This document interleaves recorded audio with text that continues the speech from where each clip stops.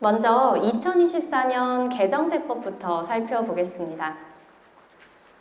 네, 화면 오른쪽 상단에 교재 페이지가 안내되고 있고요. 오늘 교육 중간중간에 몇 페이지에 대해서 말씀을 드릴지 중간중간에 설명하고 있는지 말씀을 드릴 테니까요. 참고하셔서 교재랑 화면 같이 봐주시면 되겠습니다. 먼저 출산보육수당 비과세 한도가 월 10만 원에서 20만 원으로 상향되었습니다. 직무발명 보상금 비과세 한도가 연 500만 원에서 700만 원으로 한도가 상향되었습니다. 급여자료 입력에서 보면 수당공제 등록에서 비과세 감면 설정의 한도가 각각 20만 원, 700만 원으로 개정된 한도가 적용되어 있는 것을 확인해 볼 수가 있겠습니다. 장기주택 저당차입금 이자 상환의 소득공제 한도가 기존에는 300에서 1,800만 원까지 공제받았었는데요. 개정되면서 600에서 2,000만 원으로 한도가 확대되었습니다.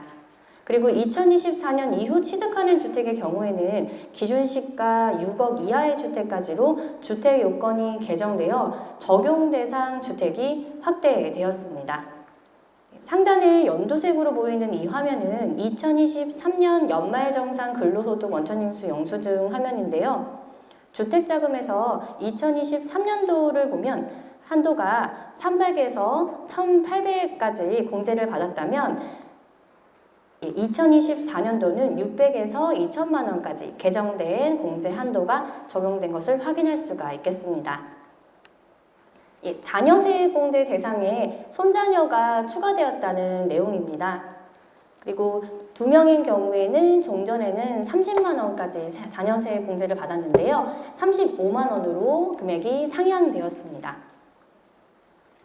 부양가족에서 보면 연말정산 관계가 기존에는 직계 비속이었죠. 그 명칭이 연말정산 관계 코드명이 자녀, 손자녀 입양자로 변경이 돼서 손자녀인 경우 4번 선택하시면 되고요. 자녀세액 공제 대상이다. 그러면 자녀란에 여로 표기되는 것을 확인해 볼 수가 있겠습니다. 그래서 2명인 경우에는 이렇게 개정된 금액인 35만 원으로 자녀세액 공제가 되겠습니다. 고액 기부에 대한 공제율이 한시 상향이 되었다는 내용인데요. 1,000만 원 이하는 15%, 초과는 30이죠. 근데 거기에 3,000만 원 초과가 40% 세액 공제할 수 있도록 공제율이 한시 상향되었습니다. 의료비 세제 지원이 강화되어 장애인 활동 지원 급여 비용 중 실제 지출한 본인의 부담금이 의료비 세액 공제 대상 비용에 추가되었고 6세 이하의 의료비가 공제 한도 미적용 대상에 추가되었습니다. 2023년도에서는요, 6세 이하의 부양가족이 본인 등 해당 여부가 X로, 9로 표기가 되는데요. 2024년도에는 6세 이하 부양가족의 본인 등 해당 여부가 여로 표기되는 것을 확인할 수가 있겠습니다. 외항선 원양어선 선원 및 해외 건설 근로자의 국외 근로소득이 월 300만 원에서 500만 원으로 비과세 한도가 확대되었습니다. 고향사랑 기부금에 대한 필요경비 한도 및 순서를 정리했습니다. 정치자금 다음으로 이제 고향사랑 기부금이 공제가 되겠습니다. 다음 교재 15페이지 주택 청약 저축에 대한 공제 대상 납입 한도가 연 240만 원에서 300만 원으로 한도가 상향되었습니다. 납입액이 300만 원이라면 2024년도에는 납입 한도가 240만 원이라서 96만 원이 소득 공제가 되었는데요. 2024년도는 납입 한도가 300으로 개정되면서 40%인 120만 원까지 소득 공제가 가능하겠습니다. 다음 월세액 소득공제 기준이 총급여 7천만 원에서 8천만 원으로 연간 월세액이 750만 원에서 1,000만 원으로 공제 한도가 상향되었습니다.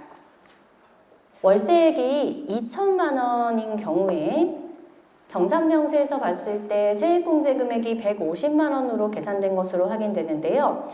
세액공제 대상 한도가 이제 1,000만 원까지로 개정이 되면서 총급여 5,500만 원 초과 8,000만 원 이하인 경우는 15% 공제율 적용해서 세액공제액이 150만 원으로 계산된 것을 확인해 볼 수가 있겠습니다.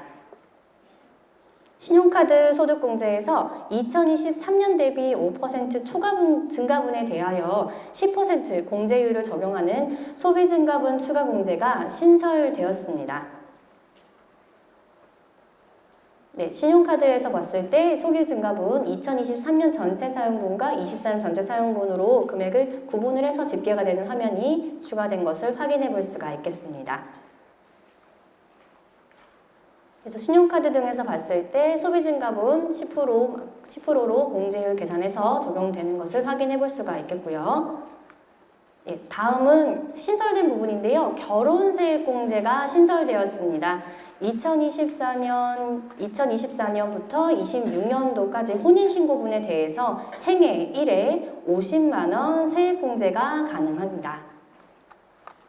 부양가족에서 봤을 때 이렇게 결혼세액공제라는 란이 추가되어서 이렇게 여로 1번 여로 선택하면 정산명세에서 봤을 때 이렇게 결혼세액공제 50만 원 세액공제 되는 것을 확인해 볼 수가 있겠습니다.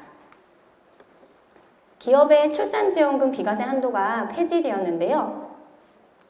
개정되면서 코드가 추가되었는데 수당공제 등록에서 출산지원금 비과세 코드가 Q03, Q04로 출산지원금 비과세 코드가 추가된 것을 확인할 수가 있습니다.